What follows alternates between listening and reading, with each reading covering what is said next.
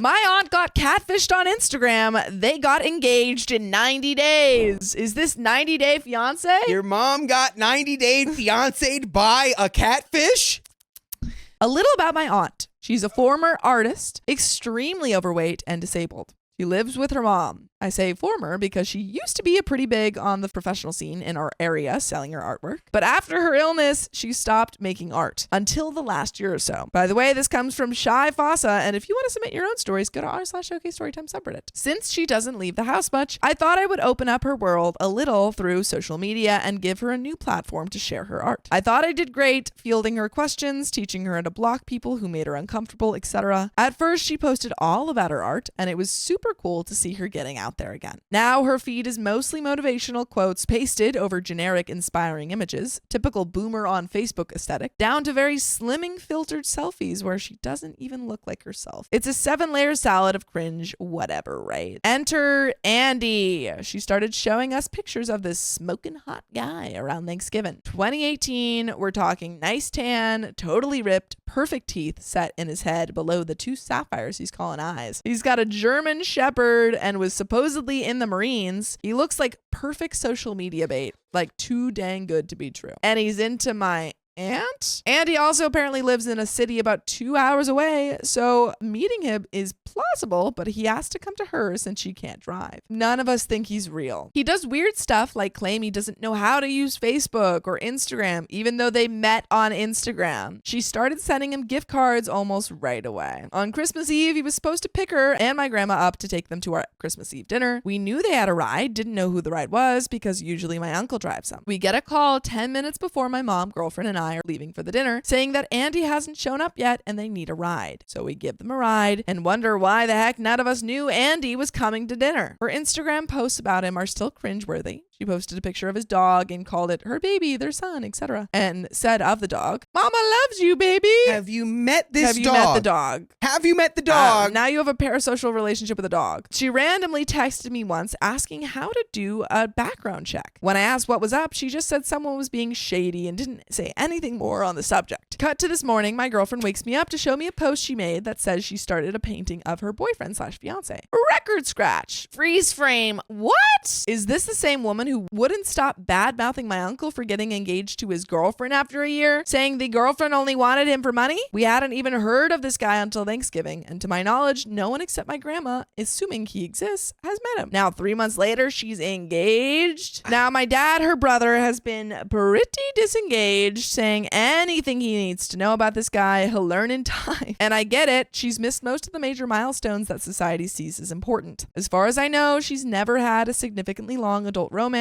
My brother and I are the closest thing to kids she has. She hasn't had a driver's license for my whole life. She lives with her mom. She's lonely and the attention probably feels great, but I'm worried still. I don't want to see her taken advantage of. I feel like I should talk to her, but I don't know how without making her feel like I'm out to get her. Please, any advice would be great. And there is an update. I texted her, "Since when is Andy your fiance?" And she replied, "He asked me about 2 months ago. Funny, huh?" I'm currently resisting the urge to drive to her and explain catfishing this instant. And update 2, thank you for all your comments. I can't reply to them all right now as my hands really hurt. But here's the lowdown since this morning. I have acquired photos of the guy and plan to reverse search them now that I'm home. My girlfriend is helping me scroll through her Instagram for clues. She found a post that suggests someone has already expressed concerns, and I think that may have been my dad. So if that's the case, I'll have to tread carefully because she didn't take it well. But I'm asking Dad for some more info. I hope to get myself some cold hard facts within the next couple of days and then gently open the conversation with her when I can visit. I really don't want to push her deeper into this fantasy she's constructed, so I hope to engage her via Googling, as was suggested here. I don't know what the outcome will be, but please keep me in your thoughts. I'm super worried it won't go well. This has been eating me alive. I feel a great deal of responsibility for the situation. I thought when I got her started on social media, I covered all the bases, and catfishing didn't even occur to me at the time. One would hope that their loved ones could be held to a little internet savvy accountability, but sadly, I think I hoped a little too high, and my internet safety lessons fell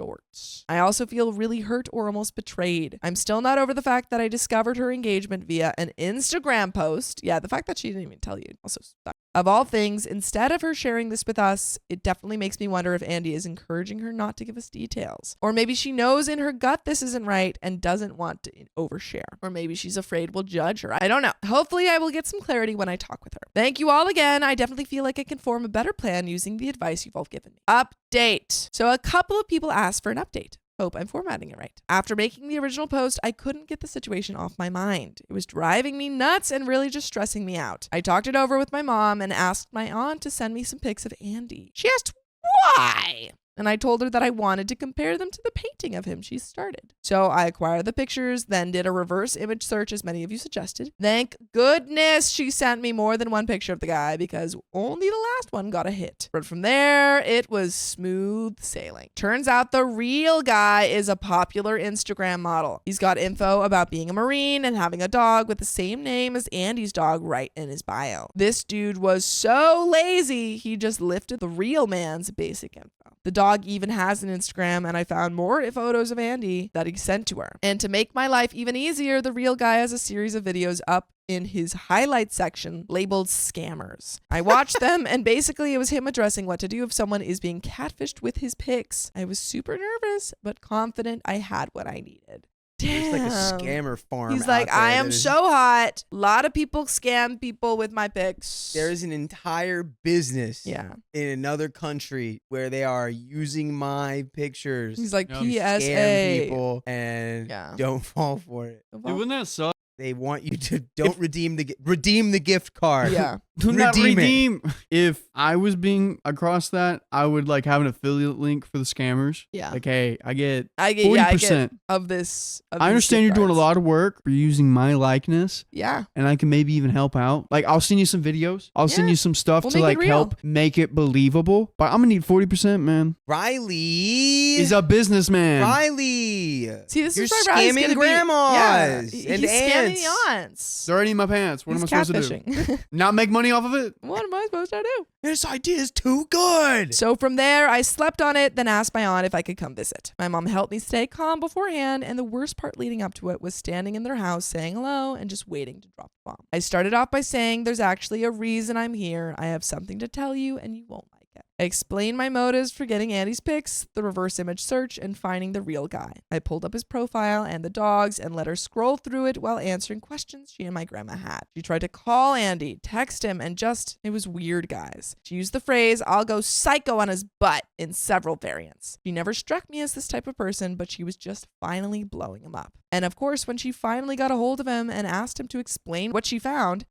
his voice. She had him on speakerphone. Baby, what you saying? This was his answer to everything she said. Baby, we don't need this. You just gotta trust. I wanted to grab the phone and tell him to cut his crap, but didn't. I stayed a couple more hours answering questions and trying to console her. Apparently been talking for like 2 years. I'm torn on whether or not to believe that because as much as I love my aunt, I know from experience she can bend the truth to fit delusions sometimes. Anyways, my grandma, who was there the whole time, was being her usual brusque self, so I pulled her aside and tried to explain that this wasn't the time for tough love, but for the band-aid and kisses type of motherly support. She agreed and thanked me, saying that she's been seeing my aunt change, but she didn't say how. After we went back into the main room, she was trying to be a little bit more sensitive, but it doesn't come naturally to her. From there, I needed to go work and take care of some things before the work day ended. Since then, unfortunately, it seems that despite my warnings that she would not get anything that could be guaranteed as the truth out of Andy, she insisted on demanding explanations, and now he's got her convinced that everything they had was real and that a friend had dared him into the deception. So now, according to her, they're talking and there's a lot of trust to rebuild. But you can trust that we have full episodes for you guys to listen to with stories just like this if you go to Spotify, Apple Podcasts, or your favorite podcast app and search up OK Storytime.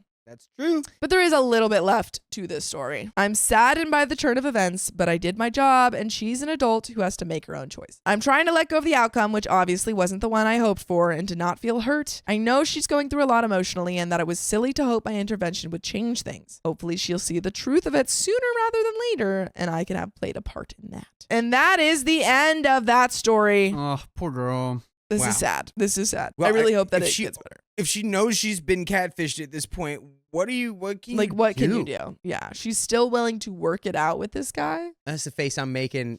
That's the face I'm making, man. You know you got catfished, and And you're you're now still gonna there. work it out. And you're still working it out.